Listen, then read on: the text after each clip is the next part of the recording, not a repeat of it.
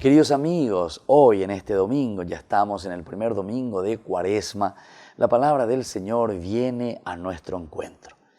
Y escuchamos del libro del Deuteronomio, estamos en el capítulo 26, 1, 2, 4, 10.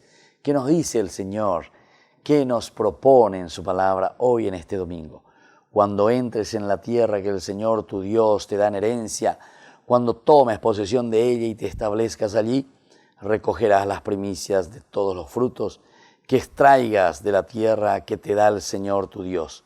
Le pondrás en una canasta y las llevarás al lugar elegido por el Señor tu Dios, para constituirlo morada de su nombre. Queridos hermanos, entonces, lo primero que nos habla aquí es de la entrada a la tierra.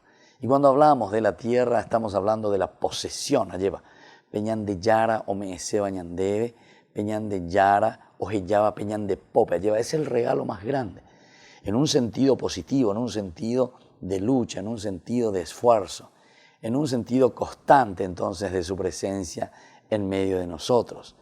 Y dice, y te da en herencia, te da en herencia. Cada uno recibe del Señor una herencia específica, especial. Cuando tomes posesión de ella y te establezcas allí, recogerás las primicias de todos los frutos que extraigas de la tierra que te da el Señor. Pepender en apota, pepender producita, pepeñan de yarome en baitetan debe, pero pelleza guaque. Los frutos primeros, las primicias. Peaco dice hina ahuille. Ñame evarape ahuille peñan de yarabe. Ñandego muchas veces alguno que yo hice ese ateo ahí. Yo no creo en Dios.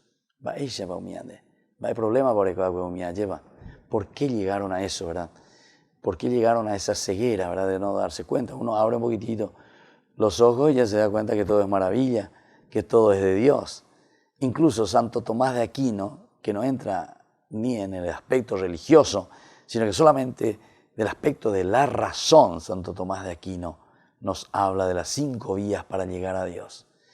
Esta es una propuesta religiosa, ciertamente, pero la propuesta religiosa es una propuesta de fe, es una propuesta de entrega, porque ya esa cuamba, esa peñan de yara ñandera ju, a peñan de yara ome en va, ñandebe peñan de ñaicotebeba.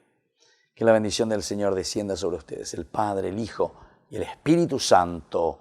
Amén.